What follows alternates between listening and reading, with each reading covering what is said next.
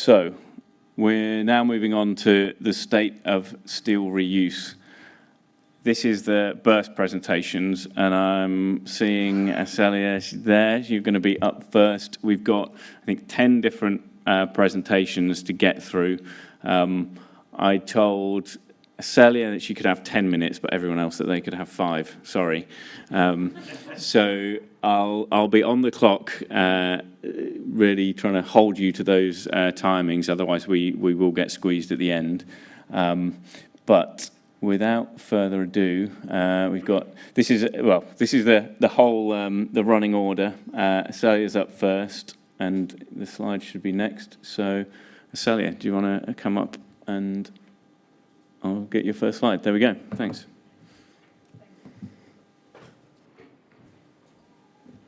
Thank you, Steve. Feeling very privileged now. So good morning, everyone. My name is Celia. I'm a Sustainability Research Lead at ASBP. It's Alliance for Sustainable Building Products. It's a not-for-profit, membership-based organization. And today I will provide you an overview of market of steel reuse. Before that, a little bit of introduction to our work. So over the past 4 years, we worked on multiple projects on steel reuse, and these were all in close collaboration with industry. I probably spoke to a quarter or maybe 30% of this room for these projects on steel reuse. So we started with a project called Disrupt, that was back in 2022. And that looked at the market overall and supply chain models and developed guidelines for market entrance. Then we looked closely into the demolition sector, and we recently published this paper, the iStruct-E, showing this perspective of demolition contractors to structural engineers. We also had a project called Harness with content engineering. We have a poster today, so please come and have a look. And we recently moved into the AI for facilitating steel reuse. So we're starting 2 new projects from 1st July. And yeah, please come and there will be opportunities to collaborate. So it's useful to remind ourselves that reuse is not new. So this photo was shared by Howard Button at the Institute of Demolition Engineers. So historically, reuse used to be a norm, and materials were recovered, and then they were sold here at the auction to be reused. So over the past years, I have maintained a list of projects of steel reuse in the UK and a little bit international as well. So it helps to see how the market has evolved. So very early projects, 2022, there was a BED-Z project with steel reuse. Then we have several different cases. There was a SEGRO warehouse relocation project, some other warehouse projects with steel reuse, Olympic Stadia. And then what we're observing is this rise in projects in 2022. And that's because of net zero targets, strengthened regulations, circular economy statements. And as Steve noted, it's when the first Circular Steel Conference took place in 2022. We could also trace it to first projects with steel reuse, so Holbein Gardens project, for example, and some other iconic cases. And then we see this sharp, increase of projects. And even this year, we're having 11 projects, and these are, some of them are still in development, some of them are completed, but it's really nice to see the market is growing. Now, looking at these recent projects from 2022, let's have a look at the market segments. So in which kind of buildings reuse is prevalent? So commercial sector leads the way. Over 60% of all projects where reuse happens is in commercial buildings. And then that follows by in infrastructure projects, some very beautiful art sculptures, residential buildings, industrial projects. So commercial projects are those that tend to be marketed quite a lot, and you can find more information. But some other smaller projects, for example, the agricultural buildings, they rarely get reported, or cases where the tubulars are used as piling in various projects, marine projects, for example, also don't often get reported. But still, we can see this huge, difference, commercial versus other projects. Now, how does it compare with the rest of the world? So in the UK, as I mentioned, the commercial projects, it's quite prevalent, reuse. We have less warehouses rather than in the rest of the world. And leading to that, linking to that, is that in the UK, we're having this quite unique case of going for complex projects, so member-based reuse, rather than more simpler, the whole frame reuse in warehouses, for example. So that's quite interesting. Now, looking at the number of cases with steel reuse in the UK and the rest of the world, we can see that the UK is leading the market. So I may have missed some of the case studies across the world because they're very difficult to find. Some of them are in research projects. Some of them are, again, not reported very well. But still, you see this big difference. Now, we know that reuse is concentrated in London. But I was curious to know what is that level of concentration. So 33, so looking at very recent projects only from 2022, 33 projects were in London. So that's very close to 80%. So that tells something, And then you see the location of all other projects on the map. I was also then curious to see how about the percentages, across these projects. What is the most common percentage for reuse? And it's interesting to see it's different. There's a variety. There are several cases where it's from 90 to 100%.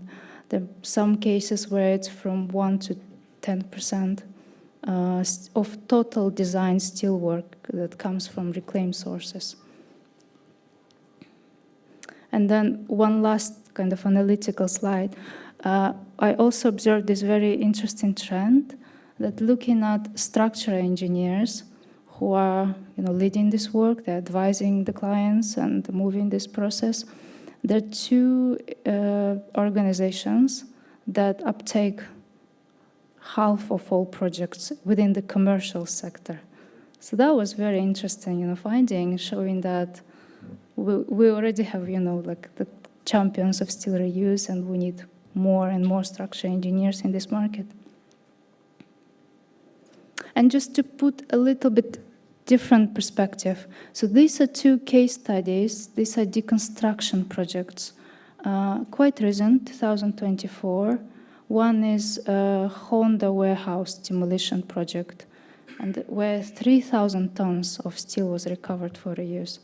And the other one is in Wales, by Coleman's Group. 4,000 tons are recovered for steel reuse. So these are huge numbers. And then what I did, I compared with commercial sector.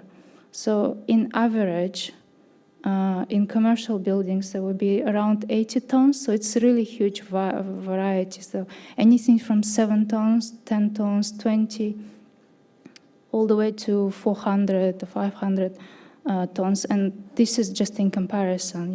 What it shows is this huge opportunity in warehouse. And especially with data centers expansion, more data centers, these are perfect candidates for deconstruction and recovering steel. So I'm finishing now, just to say that we're very busy with research. There will be several events coming up at ASBP. So on 4th of November, there will be a reuse conference, and steel reuse, we will have a dedicated workshop. So please be in touch. Thank you.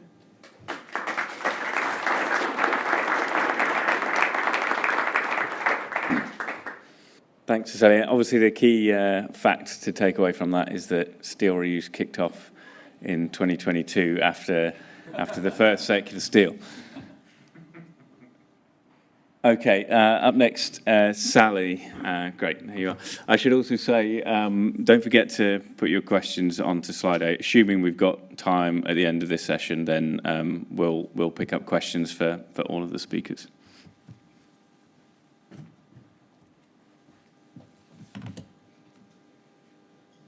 Okay, hi everyone. Thanks for having me here today, Steve. It's a great day for it. I'm Sally Walsh. I'm an associate structural engineer at WSP, and I'm here to talk a little bit about some of the steel testing we've been doing recently. So this is a Plastometrics-led project. My partner here, Amelie, is here today, and she'll be around and you can speak with her a bit more if you want more in-depth knowledge about the technology. But essentially, Plastometrics have this portable steel testing system, and through Innovate UK funding, have been adapting it to suit our reuse market. So our role on this was to go through the journey with them and then test it on some of our live projects that we have currently who are considering reuse. So one of the really early constraints we hear again and again when pitching for reuse is our clients are happy to reuse as long as it doesn't delay the program at all. So this is great that clients are happy to reuse, but we were thinking a bit further, how can we address this barrier? So the challenge is, how do we reduce uncertainty in the existing steel material properties, but also doing it quickly enough so that it doesn't introduce the program risk?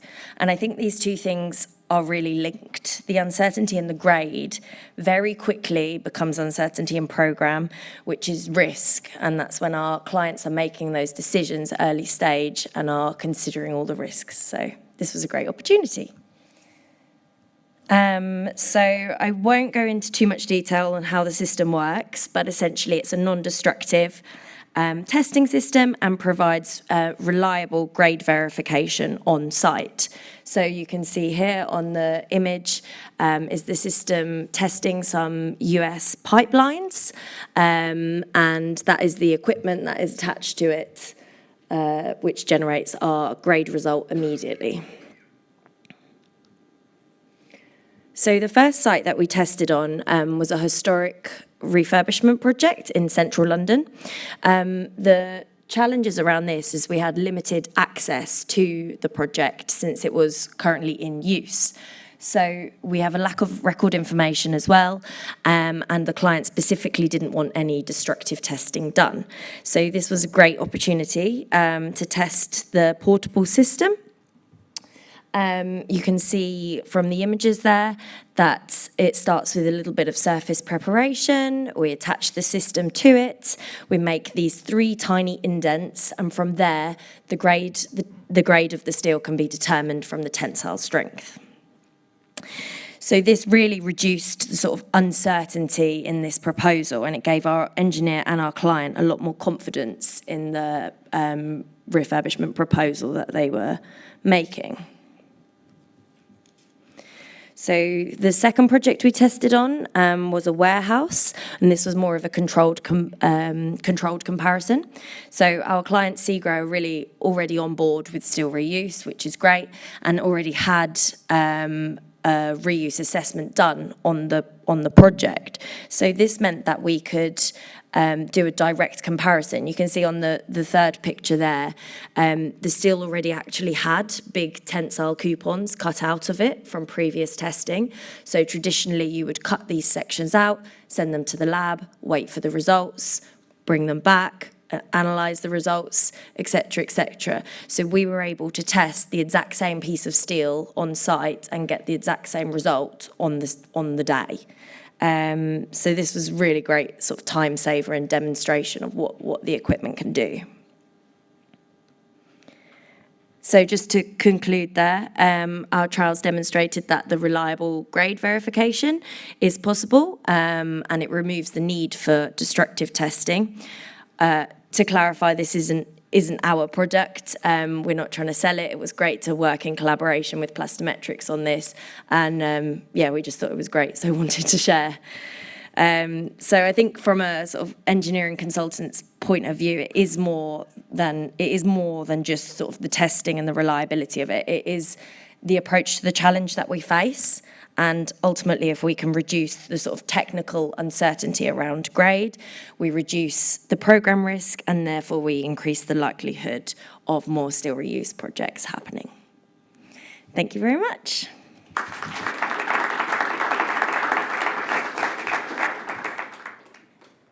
Perfect timing as well. Thanks, Sally. Right, I'm going to stop waffling and go straight on to Andy. Where's Andy? Brilliant. I'll click you through to your first slide because it's a good one. Morning, everyone. I'm Andy Yates. I lead the Engineers Reuse Collective, and we are a group of engineering consultants trying to get more reuse done. And I decided, as I've got 5 minutes, I'm going to tell you about changing the system. So here we go. Yes, right. So just a bit of theory, I suppose. This is a model which looks at conditions for system change. So they've got a number of items which we need to achieve structural change in the system, so policies, practices, and resource flows. And those are kind of the easy ones. And within steel reuse, we're getting there on those, I think. That's good. Next up, we've got relational change items. We've got relationships, and then we've got power dynamics. So things on this are harder to achieve, but we're getting there, I think, that. And then the final one, which actually Sharon mentioned earlier as well, transformative change through mental models, behavioural change, and that, to me, is one of the key things. So I've got another model, sort of thing, which puts it in another, basically provides the same thing in a different way. But this looks at what we can do to leverage the system change. So some of the things are easy to do, but have limited effectiveness, the structural elements of the system. But some of the more difficult items, paradigm shifts and behavioural change, is much harder to do, but has far more effectiveness. It's got much more leverage in the market and how we change things. So I'm going to just give you some quick things, which you'll probably all know about. So some of the structural elements, these are the easy wins. We apparently have a government circular economy growth plan at some point. But we do have a growing number of local plans from planning authorities which are prioritising reuse and circularity, and we've got technical documents and standards which are there. On the feedback loops, which is the next level of things, we've got a growing number of case studies, which is great, and successful projects. But we do need to figure out scaling the supply of reuse steel into the open market. So there is limited amounts of reuse steel compared to how much constructional steel is used each year. The system structure, increasing the demand. I think there is a good level of demand, but there's a lot of scope for a lot more. I believe we're going to hear more about growing network of reuse steel stockholders. And then events like this where people get together and actually can talk and share ideas and what's happening. All good stuff. So they get into the more tricky ones now, I think. Some of the changing the goals of the system. So we have got more clients requesting more reuse steel and challenging design teams to incorporate more steel. We do need to grow both the supply side and the demand side.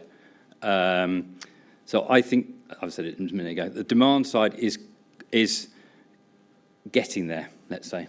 I'm speaking to a room of people who believe in this anyway, so broader in the industry, people need to be demanding more reuse steel, but that needs to be balanced with the supply side, and that, as an overall thing, needs to be looked at. And then there are a growing number of initiatives where we can all work together. So this brings me on to the final chunk of these things, the mindset and the changing of behaviours and the way we need to think about things. We individually and collectively, we need to believe that things can change.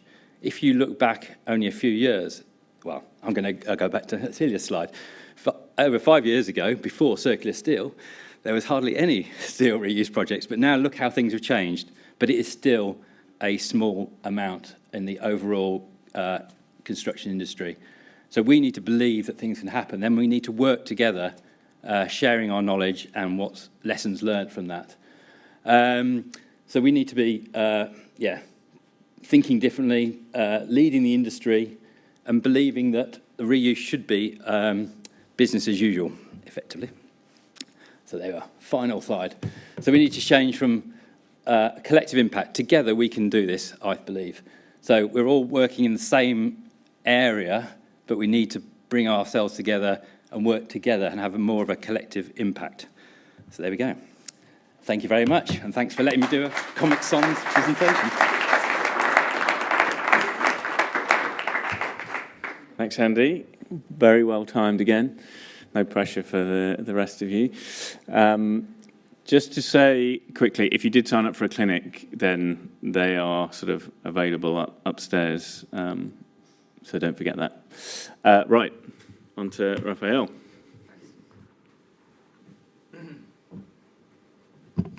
So, hi folks. Thanks a lot for this kind of invitation, Steve. I just fly from USA just for you, so be honored for that.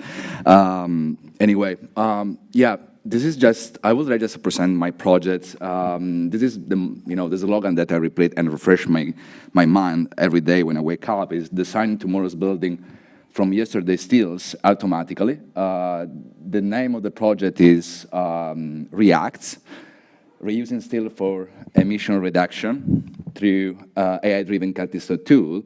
And this is one of the partners. This is an Horizon program. It is a Mercury Fellowship. The grant is hosted by the University College of London. And I have to stay 2 years. And one part of the project is try to make research in the USA, and especially University of Cincinnati, MIT, and here, when I will come back in University College of London, I will work a lot with the Festus Hub. There is another national hub on reusing that Professor Tsavaridis will introduce, I think, after me. This is a 0.5 million about project. So now I will explain in detail what is the the map and the schedule of this project. This is just a picture, more or less, of what I'm going to do. The research and innovation objectives deliver a comprehensive compatible interactive database.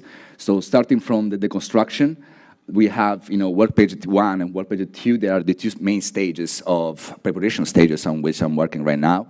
So try to establish a digital passport. I know this is something of the keyword, the magic words that all of us know, but it's quite difficult to establish. And since I am an AI boy, so I work on the field of structural optimization. I'm trying to, use my structural optimization skills in order to try to solve one of the bottlenecks of reusing supply chain, that is the design stage. So on the work page 2, I try to, make a mathematical formulation of the problem of reusing steel. So there is some mathematical way to formulate assignment problem, capstone problem within the optimization framework. And finally, we can approach I think the core of the project, that is the work page 3, is mainly related to the, multi-Pareto decision-making tool. Our keynote speaker,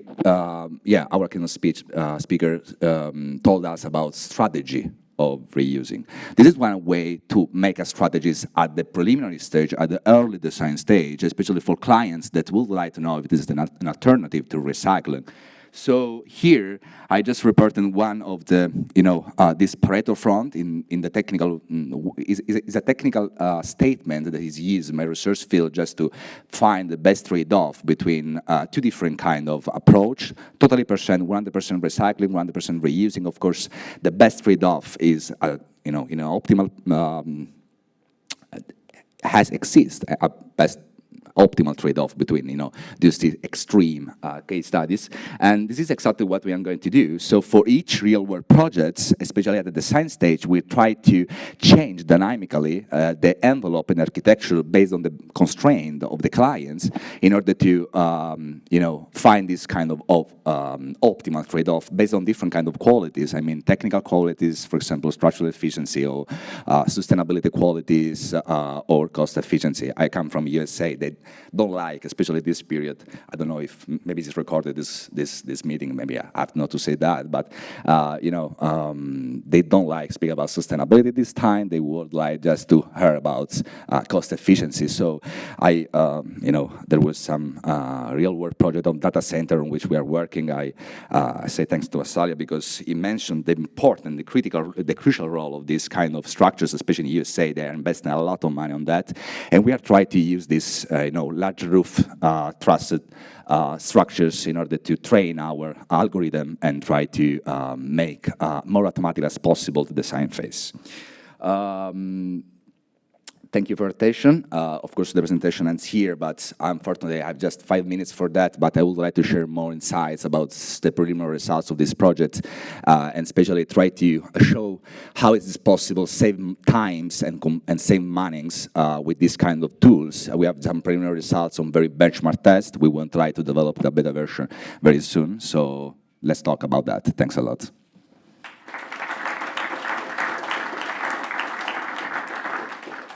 Thanks, Raphael.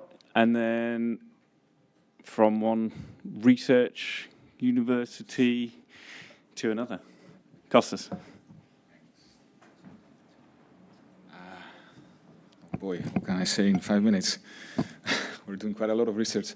So I'm Konstantinos Stavridis. I'm the founder of Iphistos Hub and the new platform that we launched in March 2026, which is called Iphistos.ai. I'm a professor of structural engineering, in particular steel structures, at City St. George's University of London and at National Technical University of Athens.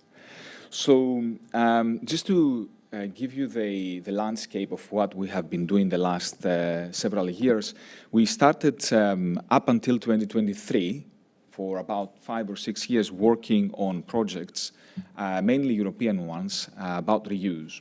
Most of these projects, they highlighted the need for having data, having a platform, having some data that we can find more information about steel reuse, and that was the only way to understand all the nuances of steel reuse. So up until at that point, we were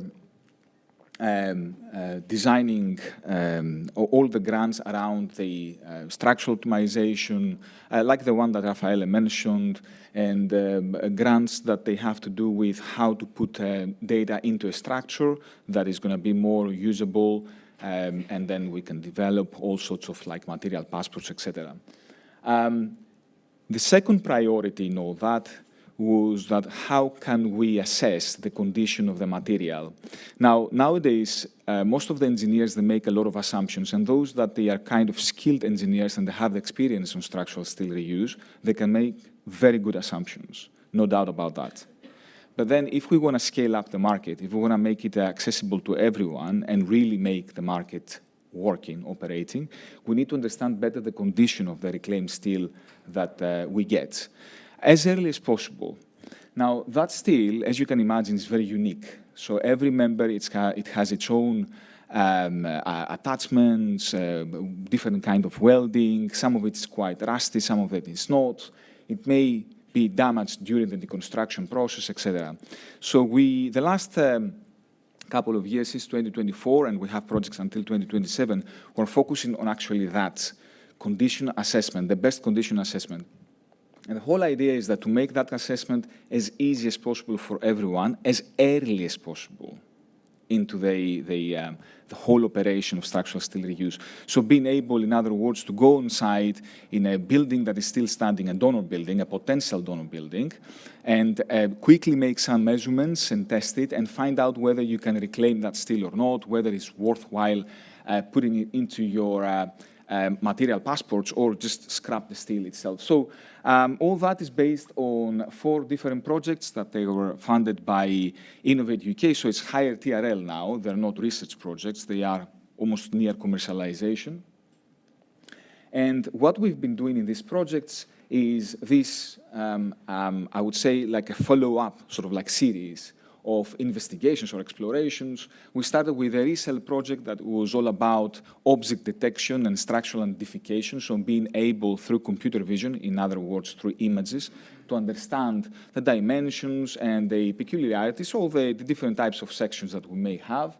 Then we moved on to the harness project that was ended in February, March this year, which was understanding all the different structural cosmetics that we have on our structural members. So if there are different types of plates attached to them, if there is end plates, if there are different types of welding, and also trying to identify very little penetrations, things that usually you need very expensive and quite large laser scanners to do, whether we can achieve that through images. So it was more like a test bed project. And now we're moving to the refactor project, which is the extension of that, which is focusing more on the corrosion detection, the distortion that we may have on the plates, like during deconstruction or even before, if there are any dents. And the follow-up of that project that is overlapping to some degree, which is more about how do we then deal with this data? What do we do with that information that we get from the images, and understanding the deconstruction and refabrication processes at a great detail. So all that information is put into our platform, and our app is a Apple device app that you can download for free, and then you can use it to take images, and through these images it identifies all sorts of different conditions of the structural members, and it will give you some values in terms of what is the effort for defabrication, for refabrication, and a lot of other analytics. And just to close that, this is my last slide. This is the eVision app, is part of the wider ecosystem of the platform. We have done a lot of research, but I haven't mentioned this here, to develop the data science behind the structural steel reuse, which is extremely important because then we can learn things through patterns, through massive data. We are having our proprietary data sets. And also, this is all connected to the EMAPS, which is another set of technologies using satellite imaging, and is developing the donor map, if you like, of the UK to begin with. And we'll keep adding like about 50 buildings every single day in our inventory. So what any user can do is just go on the map, search for their building. If they don't find it, they can add the building. If they find it, they can find, or another building, how much steel is available there, and make some better decisions based on that information. So anyone who wants to register for today for this event, especially for Steve, I'm not trying to make it a sales pitch here, but anyone who registered today and to the website, they can go and they can, from tomorrow onwards, they can go and they can upload their own building, and they can find all the analytics about their structure, and everything is for free. It's just like comes from the research budget. Thank you very much.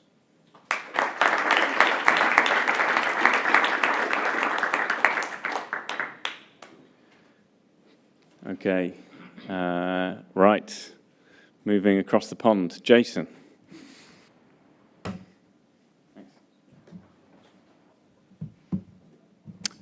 Well, hello, everyone. It's a pleasure to be here today. My name is Jason Peterson, and I'm joining from Minneapolis, Minnesota, to share insights on the state of steel reuse in the U.S. With a perspective on drivers of reuse. One of those being Buy Clean policy. So we'll start with policy. Buy Clean aims to reduce the carbon impact of greenhouse gas emitting materials by requiring environmental product declarations and by establishing material global warming potential thresholds. This map by the Carbon Leadership Forum demonstrates that several states have adopted Buy Clean, including Minnesota and Colorado. And this state adoption is something that we're looking to encourage more and more, as it's often the case, that states incubate policy that ultimately leads to collective action nationwide. Another example of policy is waste diversion. In 2018 in the US, there was over 600 million tons of construction and demolition debris waste generated, and that's actually twice the amount of municipal solid waste generated in the same period. So big problem, big opportunity. This map, this ecosystem map created by All for Reuse, documents the various cities and counties across the US that have waste diversion policies, and it's really important way of creating momentum, obviously with recycling that's more mature. In the US, approximately 92% of domestic steel, structural steel that's fabricated, comes from recycled scrap material. But it does allow a catalyzation for also repurposing and functional reuse of steel. So in addition to policy, there's also standards and guidelines, and it's the American Institute of Steel Construction that leads the way nationally, developing steel codes and also advocating for sustainable steel, including circular steel, which they're devoting an entire chapter to in their forthcoming Sustainable Steel Guide for project teams. This past April, AISC convened a think tank in Atlanta, Georgia, as part of the North American Steel and Construction Conference, and they brought together industry experts from across the spectrum, designers, fabricators, academics, constructors, and importantly, deconstructors, to build upon work that they had done previously with Appendix 5 of AISC2026, shown here, which speaks to the evaluation of existing steel that remains in place for adaptive reuse, and begin to create a language, a categorization language, similar to the Steel Construction Institute's P427, that will allow for a chain of custody handoff and for that steel to be repurposed in a new location. And as we wait for those codes to develop and those standards of care to develop over time, we can still take action through pilot projects. And there are several going on across the country that are exciting. And we have two to highlight here, one in Minnesota, one in Colorado. MSP International Airport is a case where 40 tons of steel was reclaimed from a decommissioned pedestrian bridge for a new terminal building expansion. We were able to solve for storage on site, which allowed the overall cost of the reclaimed steel to actually be less than when compared with new. So in this project, we were able to make the economic case for steel reuse in addition to the carbon case. And then in Boulder Hospital is a hospital that was intentionally deconstructed and over 500 members reclaimed and cataloged, interesting, using P427 as one of its reference points. And those catalog steel have now been redeployed in over 21 different projects across the state of Colorado. Both of these projects are on the display board upstairs if you want to learn more. Check it out.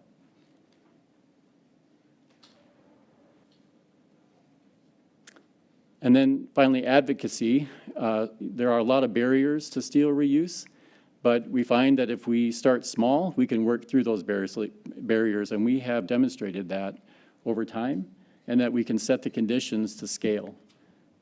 This past November, I was in Miami, holding circular steel, and really came away energized and inspired to continue the journey, and presented this 1% challenge to our organization.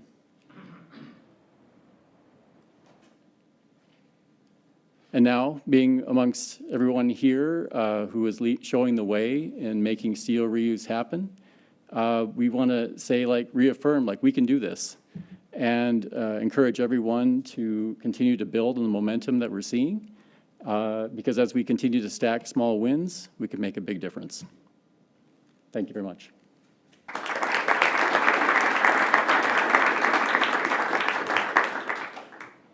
Fantastic stuff. Yeah, 1%. I mean, that should be doable, right?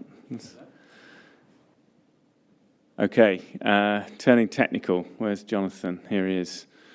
I'll tee him up as he's walking up. So he's wearing his BCSA hat, and this is probably a little bit of a teaser of what might come back up in the practical reuse session later on. Thanks, John. Good morning. My name is Jonathan Davis. I'm Pre-Construction Technical Director for William Hare, but as Steve's already said, I'm here representing the BCSA, British Construction and Steelwork Association. It's apparent that we're all aligned on our aspirations of reuse steel. There's some fantastic technical innovations and things like that. The BCSA's role in this is to represent the steelwork fabricators who are ultimately contractually obligated to realise the ambitions of any client specifiers and things like that. Whether it's a fair system or not, that risk inevitably gets passed down to the supply chain and the steelwork fabricators that take ownership of that steel delivery. A lot of Azalea's statistics resonated with me. I think we've definitely seen an uptake in projects, certainly in the London commercial sector. I would say for William Hare's, we're probably around half a dozen projects, maxing over about 700 tonnes of reused steel. The membership group, although BCSA is a steelwork organisation, it is broadly represented. So we have demolition contractors in there, we have specifiers, we have software innovators, and most importantly for us, we've got the steelwork fabricators. We also welcome guest speakers, and it is an open forum, so please come and join us. Oh, too far. BCSA Reuse Committee was also founded in 2022, so we've got Steve to thank for that as well. Back then, I think it's fair to say that the SCI and the BCSA were ahead of the game. They were already authoring P427, and it's nice to hear that that's being used in the US, so that's a credit to the document. P427 was then supplemented by P440, which covered older buildings pre-1970. The thing I like about P427 is its usability. It maps out the route of the reused steel from demolition through the value chain back onto site. And although we don't see the contractual obligations reflected very often, it does assign responsibilities and roles to various members of the supply chain: engineers, the reuse stockholder, the steelwork fabricator, etc., and etc. It's been very successful in enabling steel reuse, and I think I'd like to say it's supplemented a lot of the innovation that's gone on to date. Its main sort of scope items were the practical end-to-end framework, how to identify reuse steel as valid. It's great to see that there's digital tools that are enabling that. Most importantly to us as a steelwork fabricator is the testing strategy. We need to know the mechanical and the chemical composition of the steel to know that we can weld to it and that we can CE mark it ultimately. So we need that traceability in the properties of the steel. Where P427 probably wasn't as warmly accepted by the broader industry as it was intended was in the CE marking. In my mind, it gave a very clear route map of how to CE mark the steel, but I think it was mixed. It was received with mixed successes. Some of the larger steelwork fabricators like ourselves, I think, didn't really have a problem, but I used to frequently get calls on why can't we CE mark this steel? So it was a hold point for a lot of the medium and smaller steelwork members. So P427 was very much a call to arms. It was how do we deliver it? Now that's led to the production of the CEN 1090 document, and that's a lot more detailed. That is more along the lines of what must be proven to comply with the requirements of reused steel. Forgive me for this table, it is a bit wordy and I don't intend to get into all of the detail. The scope of P427 is very much full life cycle. It's how do we get it out, how do we put it back in. It's a very clear, concise and inspirational document. 1090, 201 is narrower. It's more about the material properties, the chemical composition, the testing and all of those sorts of things. Testing and material characteristics is going to get picked up later on today, but it is a fundamental area of both documents that we're still debating. P427 is a little bit more pragmatic. Both documents stipulate non-destructive testing to all members. Both documents promote batches of 20 tonnes, but the destructive testing varies. On P427, it tends to be linked to the consequence class of the building, so deals with the risk of the structure through consequence classes. In 1090-201, it tends to deal more with the traceability of the steel. How much do we know about it? How much confidence do we have in the mechanical and chemical properties? And they sort of assess the risk slightly differently, and that's what we're working through at the moment. There isn't much design support in CEN, so I think there is a room for both of these documents to coexist, although there is talk about one superseding the other. And there isn't much in the SEN on fabrication, ownership, reprocessing, it does allude to things like how to treat galvanized steel, how to treat painted steel. Neither document really acknowledges the commercial landscape of how do we maximize reuse steel, i.e. how do we make it as cheap as we can so that we can use as much as we can. P427 focuses on shared risk. It combines us as an industry, engineer, contractor, stockholder, and fabricator. CEN 1090 focuses more on the clear product emphasis. So that would lie on the steelwork fabricator to liaise with the steelwork reuse stockholder to make sure that all of those technical due diligence pieces are done. So in summary, P427 remains valid. It remains very informative. And for us, it remains the primary delivery document covering all aspects of the supply chain. It enables reuse commercially and technically. The SEN document is more of a compliance framework. We're still getting through some of the technical details on testings. There are some subtle differences that need aligning. But it has, for us anyway, in our experience, removed that ambiguity over CE marking. It's directly acknowledged by BSEN 1090 Part 2, so it removes that blocker that was historically there for some projects with P427.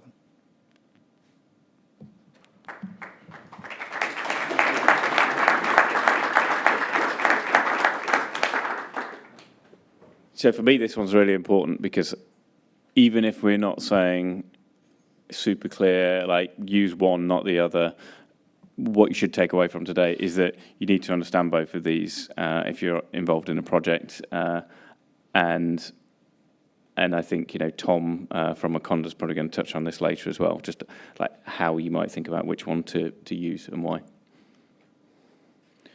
Megan.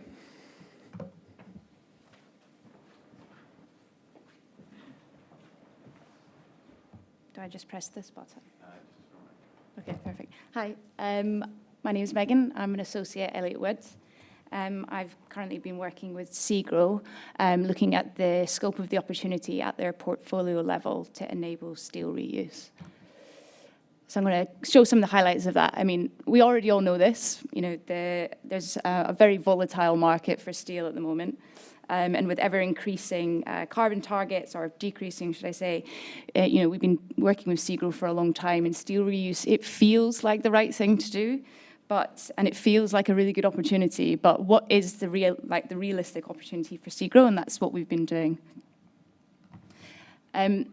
We've also found that it's also quite difficult to enable at a project level. So we're actually taking a step back and looking at the opportunity across a portfolio level. So this here is a pipeline of floor area for SEGRO, and looking at what they might be demolishing in the next couple of years, 3 years, and what they might be building in the next few years. And you can see that in terms of floor area, it's almost perfect.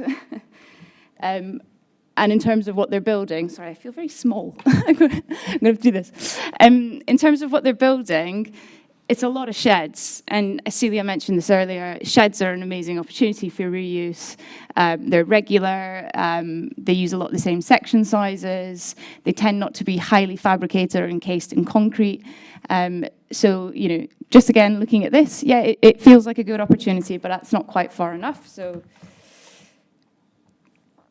we've had a look at some typical buildings, and we've had lots of discussions with the market, different stakeholders, stockholders, fabricators, contractors, and we've used real data of building models plus what we've been hearing from the market in terms of what is feasible for reuse.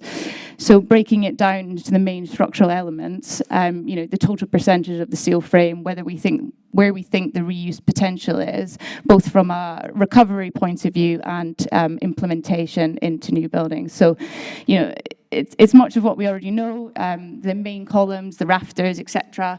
The big sections are suitable for reuse. It gets much more difficult down at your purlins, your side rails, and we think that at that point you might be better going with EAF. So taking all of that, looking at what's available, what's suitable for reuse, and then plotting that against what the embodied carbon reductions could be for reuse steel for a typical development. We're looking at, the high potential, what's moderately potential for a new development, and what is probably quite difficult to achieve. So we think the number is around 35%. It could be highly potential for steel reuse. Anything above that, up to about 55%, gets a lot more difficult. You're going to have to be doing a lot of detailed reviews of stock from both the internal and external sources from SEGRO.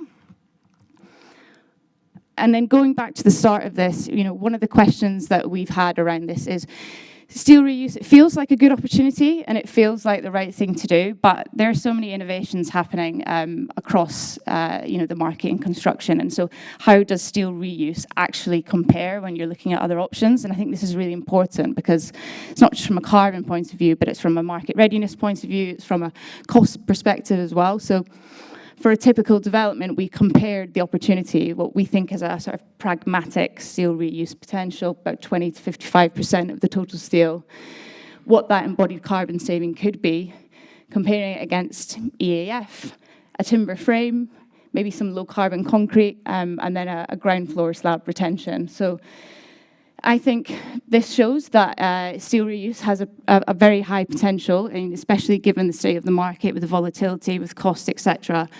We could be reducing the A1 to A5 total carbon in a building by 5 to 15%. So in terms of what's next, we see that there's a pipeline for our clients to be able to recover their own steel, create their own supply. We think we've got some pragmatic targets that show the opportunity for steel reuse, but we also recognise that it's only one piece of the puzzle. So what's next is taking the lessons from this and applying it on some projects. Thank you.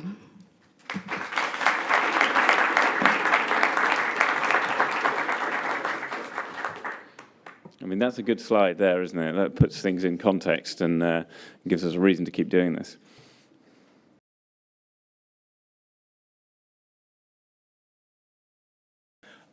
Bitter experience has taught me not to get in the way of Londoners and a morning coffee. So I'm just very pleased to share with you something that we've been working on. And this has the working title of the Steel Reuse Network. Now what this is something that really emerged as we realised out of some of the key competencies and experiences within the company. Namely, and particularly Tom's experience in overcoming the practical challenges around steel reuse and understanding what the requirements were to do that, but also the work we've done in really looking at how these construction networks across an incredibly complex ecosystem could be pulled together and could work quite effectively when they were given the tools to do so that really aligned with how the industry works. So not taking the industry as we want it to be, rather as it actually is. And of course, with that, this understanding of those digital tools and those digital solutions that can be provided to accelerate that. So through the partnership with GPE in managing the steel that has been coming off, the remaining stock coming off from 30 Duke Street, going on to their projects as well as others into the market, that really gave us, I think, the last pictures of a puzzle. And ultimately, what was born from that is, as you can see, the reuse network. What this is, and I'm going to be sharing, or we are going to be sharing some more information very soon, but ultimately what this is providing a resource for industry. And I think today the key point here is strategy, having a strategy. You cannot have a strategy without visibility. There is no strategy. So number one, you need that visibility. And then to validate that strategy, you need the traceability. And ultimately, this is what we are looking to provide for industry. So please. Oh, no, there we go. There's the interest register. So please do register interest. We will be releasing information very soon. We'll be looking to connect with you. And if you have any questions, please ask me or Tom. So there we are. Thank you. Promise to be quick.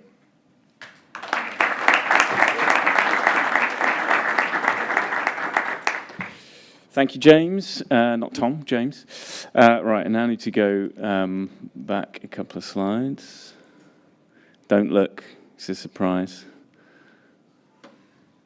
Roy, over to you, 5 minutes. Thank you very much. Sorry, apologies, I went up to the clinic I was in, so I've been up there, and also not dressed to impress, but I'm not dragging myself down from Yorkshire and back in these temperatures and melting more than I have to. All I want to do with the burst presentation that we've got is just mention that as of today, we've officially launched a domestic reuse guide, because one of the things I'm most keen about, which may not fit everything in this room necessarily, but is to try and normalise steel reuse. So we've had quite a lot of success normally from engineers working in large practices who want to do something with their houses, I've got to be honest, but supplying reused material for smaller scale jobs. And there's no reason that we can't do that, but a lot of the smaller jobs have the barriers that we expect to see on the larger jobs. So the builder's got a mate that wants to use his stuff, the engineer's never seen it before, nobody's spoken to building control. So we've just tried to produce a simple guide that allows for that, with a flow chart as well for people to follow. There's a load of printed versions for anybody that's old school out near our banner outside. It's on the website now as well for Cleveland Steel. There's also, I think, 5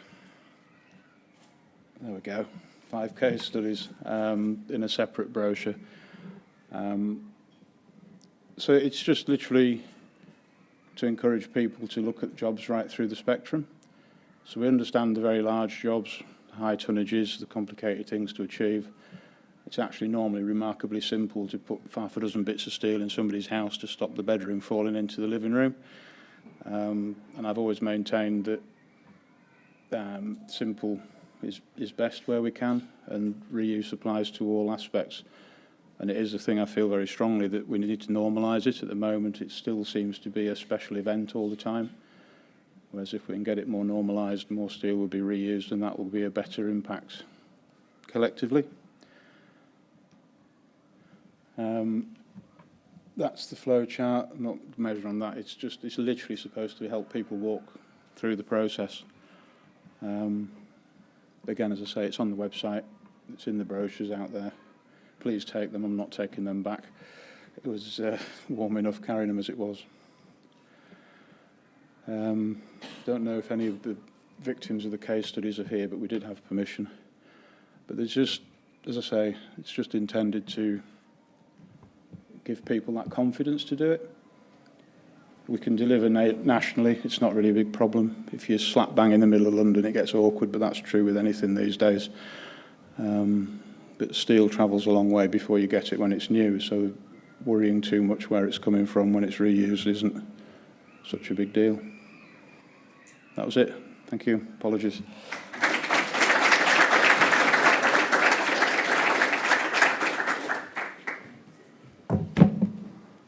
Okay, amazingly, we're pretty much on time. So we did get a couple of questions through, and I'm going to look at those and then try and work out who we should put the questions to from our panel. Okay, so do you think the UK steel quotas and tariffs will make steel reuse more attractive? Do any of our speakers so far want to answer that question? Jonathan, let me get a roaming mic.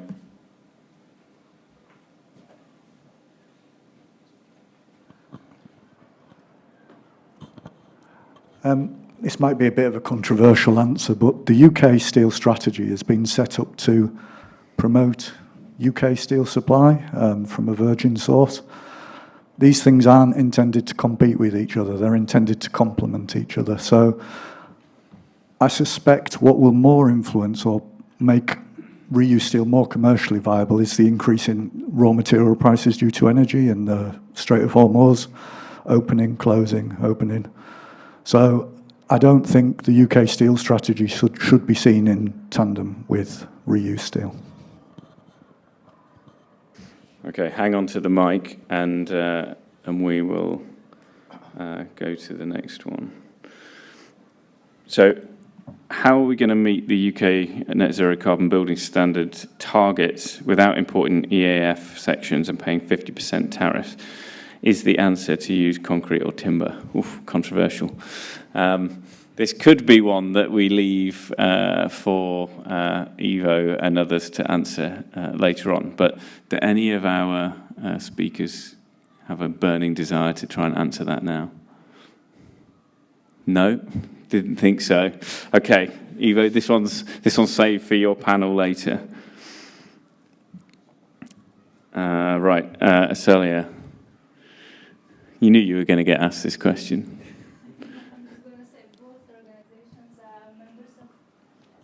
I'm going to say both organizations are members of ISBP, and they're also sponsoring Circle Steel event. I'm just going to leave it there.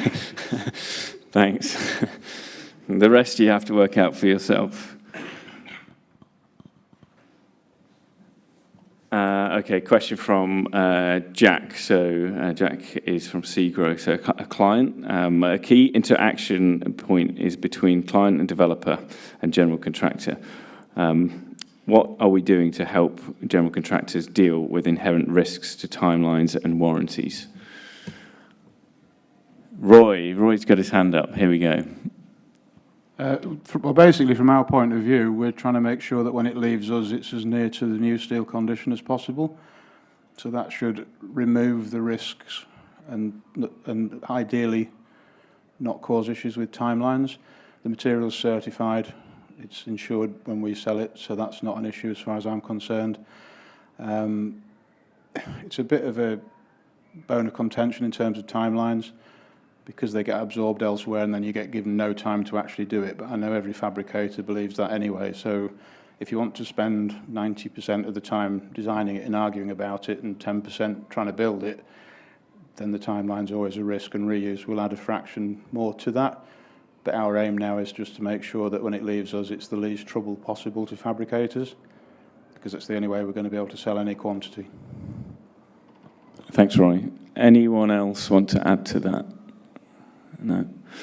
Maybe I'll just add a thought, which I think is in general agreement there, Roy. Like technically, there's not really much to now distinguish reuse steel from new. It's the process in which you integrate the design and the procurement of that, which I think needs to be carefully considered in terms of who's managing, owning these risks. And how they're de-risked over the course of a project. So I think there's more to be done on that, and it's a core part of some of these conversations, trying to make sure that we're sharing education of what to do or not to do to minimise risk for the whole supply chain, and it's not just about passing it on from one party to another. So James. Who's still got a mic hanging around? Nitesh's bringing one. So the question is, who is the target user for the Macondo reuse network? Is it aimed at clients and contractors? I think short answer would be contractor, who's making those kind of practical procurement decisions. But realistically, the engagement, following on from the last question, the engagement's going to start earlier. You're going to have the design process, the structural engineers. So the intent would be to give them that visibility, to start that process early. So by the time the contractor is having to make the procurement decisions, they are not then left dealing with a can of worms. A lot of that has already been either included and understood that this is okay, or said, look, we actually can't bring this in, or it's not going to be appropriate for the fabricators we want to use. Great, thank you. And one more question just came in as we were talking there. So reuse is still voluntary. Should it be mandated? Anyone want to pick up that from our speakers? No, nobody dares answer that one. Roy's got a view.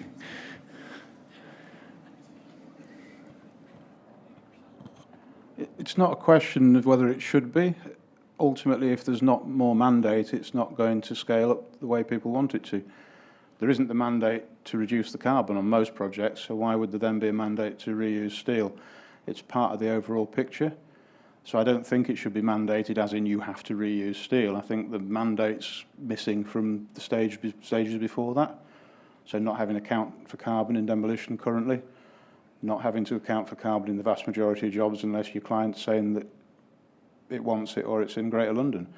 So no, I wouldn't mandate for steel reuse. I would actually say that there's a whole tier of legislation that's missing. Yeah, that makes sense. Okay. All right, amazingly, we're through to questions. Any other burning questions while I'm stood here? There's a mic. You don't need to put it on Slido if you don't want to. No. Okay, so we're going to break there.